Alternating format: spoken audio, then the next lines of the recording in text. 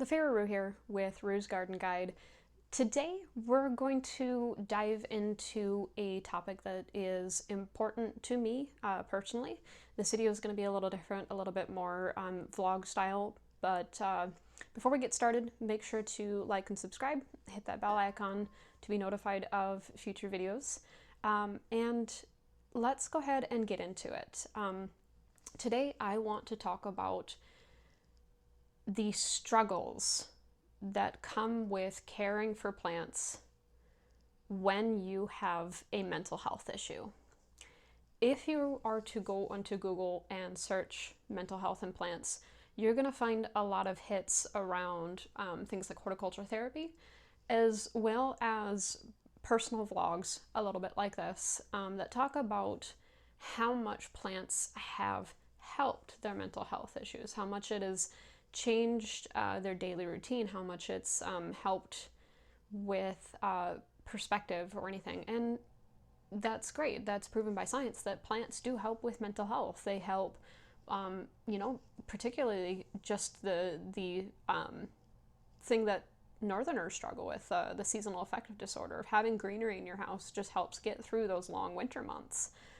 However, in the time that I was doing my searching and kind of really considering what I wanted this video to be, I didn't find people talking about how difficult it can be to care for your plants when you struggle with mental health. And it felt like a gap that that either people don't want to acknowledge or they just don't want to talk about because of some of the results that can come from dealing with your mental health first before you care for your plants. And often it results in very neglected or dead plants, unfortunately. Getting into why I'm making this video, I was very, very recently diagnosed with ADHD. And it has put a lot of things from my past, a lot of things from my present into a new perspective as I figure out how this mental health issue is affecting my life. And one of the things that is very obvious is how it affects how I care for my plants.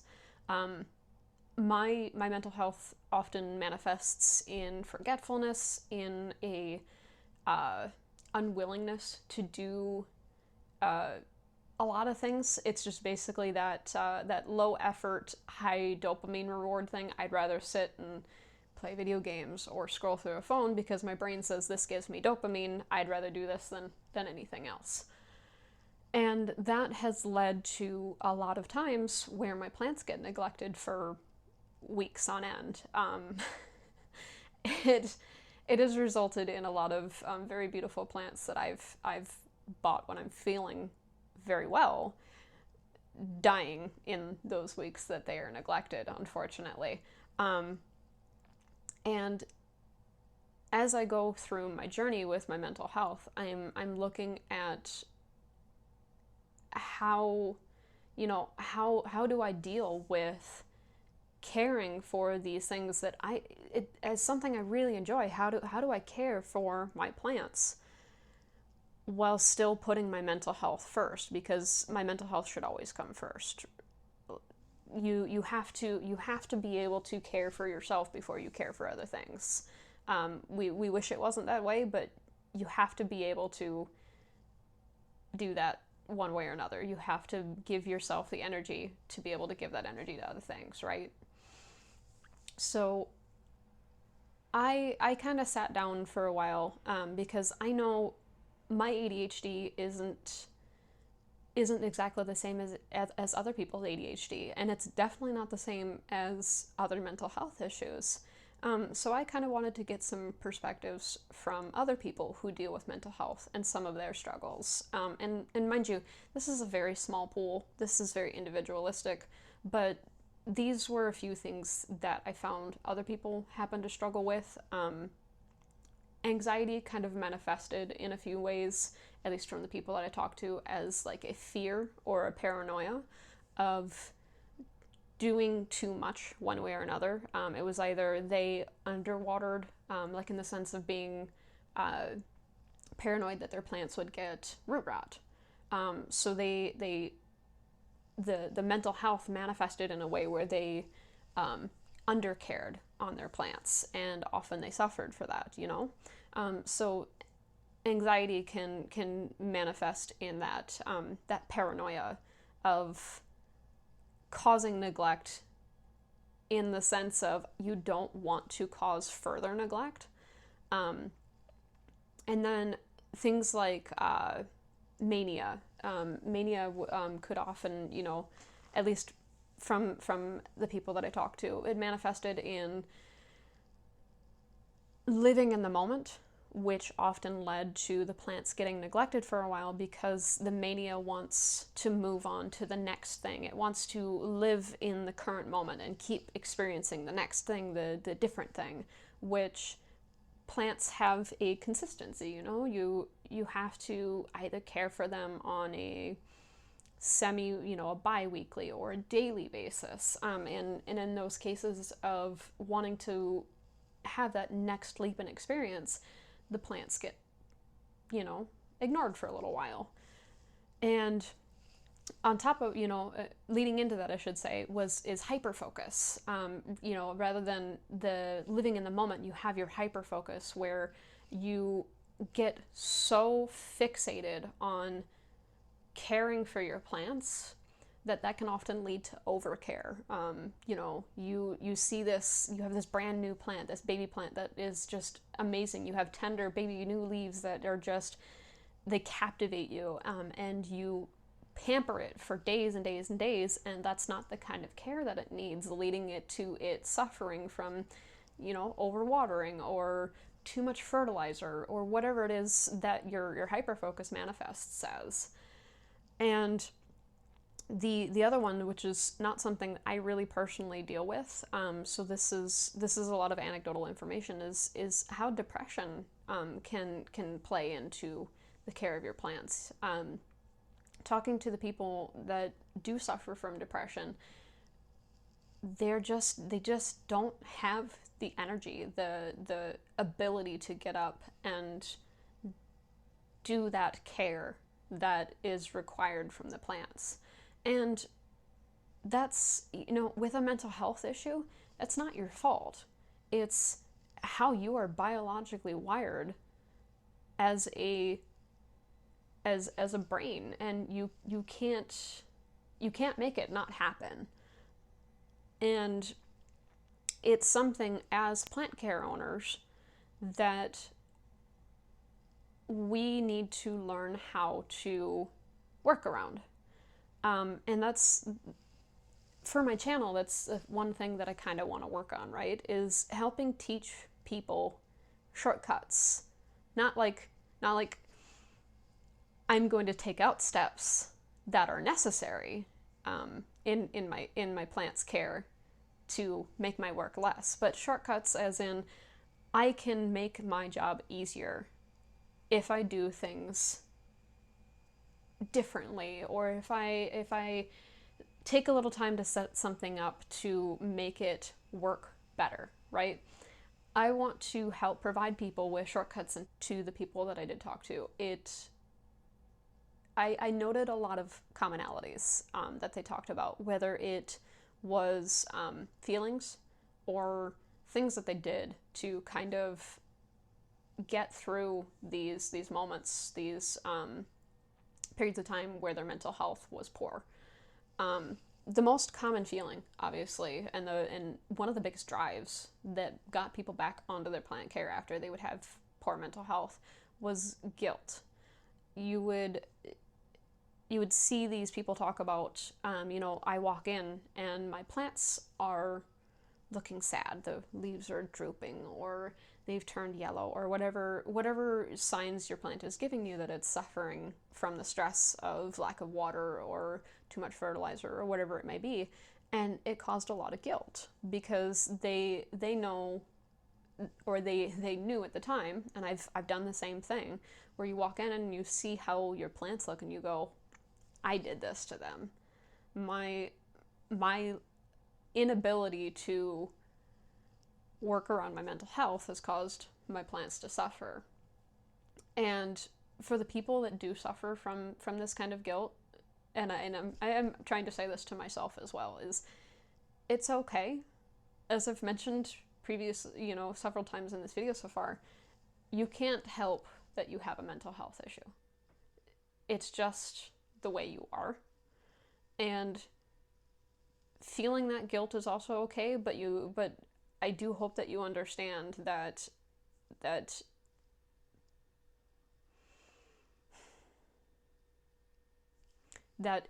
okay. Plants can be fixed. Plants can be repurchased. And sometimes we need to take time to take care of ourselves before we take care of other things, right? So it's okay. But I found some of the techniques that these people I talked to employed very interesting, and I think it's also helped me shift my perspective on the kind of relationship that I want to have with my plants, which sounds odd, but a lot of people will take plant care very pragmatically, and I think I kind of want to shift my perspective of a less pragmatic view of how I interact with the things that I'm growing. But looping back to some of these techniques that they talked about, one of the biggest things was turning your plant care into a routine, making it part of a daily meditation, making your watering routine is also part of like your eating or your own drinking routine, so that you are always associating the act of doing something you need to do with the fact that they also need it. So integrating the plant care into a daily routine that you don't ever bypass, right? That was a very common one. The other one was always having your plants in a room that you frequent, basically daily. A lot of people talked about having their plants in their kitchen or their bedroom. One of them that I thought was rather genius was somebody, and you know who you are, had talked about growing moss in their bathroom. They had a pot of moss, and it thrived really well because moss is a very shade tolerant plant, and it would get its water from the humidity from showers. And I thought that was kind of brilliant, actually. Looping back to routines, one of the other things that somebody talked about was making sure that they always had a water bottle full. Part of their routine was filling up this water bottle daily because they were more likely to keep their plants watered if the bottle was full. So that was an interesting technique to have, basically that physical reminder of having water readily available for your plants, to kind of lessen that the steps to get them the care that they needed. So if you always had a full bottle, you're just more likely to not go through that process of, oh well, now I have to go and fill the bottle first before I come back and water your plants, which I know is something that I tend to do. Like, for example, for cooking, like I'd rather not cook if I have to clean my dishes first. So that is a good technique to employ, is always have something ready to use so that you're less likely to resist the idea of going through those care steps that you need to do.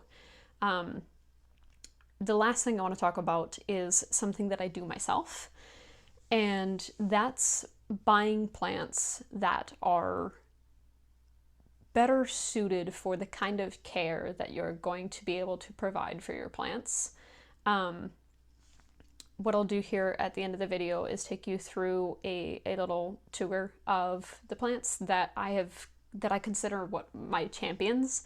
They're the ones that have survived the longest. One of them has lasted like over a decade through the kind of care that I'm likely to give it. But they're my plant champions, and I've either just kind of found that they're the ones that survived the best, or I specifically picked plants that I knew kind of had very similar care styles, such as cactus. I encourage people to find the plants that are surviving the care that you're giving them and look for more plants that work off of similar care styles. However, don't let that restrict you from getting new plants. Absolutely, if you're sure that something is not going to survive the way that you normally care for your plants, don't bother buying it. Don't, if you know that you're going to get it, it's going to die in a few weeks, don't waste your money. That's not worth it. However, if there's something that you're looking at that you don't know how that particular plant sits in your house, you've not heard people talk about it before, you've done a little research, and it kind of hits some of those keynotes of how you care for your plants, give it a try. They're plants. You are unfortunately, if it does die, you are wasting money. However, you're not gonna know if that plant will survive in your house until you buy it and try to keep it alive. So if the investment isn't massive, buy that plant. Buy that $4 house plant. They may not be that cheap in your area, but buy that $4 house plant and give it a try. Try to keep it alive in your house. And if it doesn't survive, that's okay. You tried, and I tried. I have, like I said earlier, I have a ton of plants that I recently killed from my last bout of poor mental health. And if you don't try, you're never going to know that that is a plant that you can keep. So I just recommend doing a little research, seeing out what you can find out about a new plant. And if you're absolutely not sure, buy it anyways and find out if you can keep it, because you may be surprised about the things that you can keep in your house when you are experimenting with the different things that you can find in your area, right? So, I think that's kind of all I really have to say about this topic. Like I said, this was kind of important for me to discuss, because I feel that it's what you can find about it in general is a little disingenuous with the fact that there's just not a lot of information about how difficult it can be to properly care for your plants when you're dealing with mental health. And I think it's disingenuous to say that having plants when you are struggling with mental health is always a good thing. So just, if you're in a similar situation as I am, or even if you're not, if you're beyond this point, and you do have a much healthier relationship with your plants, take your time, find the techniques that work for you, find the plants that work for you, and know that it's okay when you have those bad mental health days and you can't care for your plants, and that it's okay if you lose plants while you're taking care of yourself first. But remember, guys, stay cool and don't forget to wet your plants.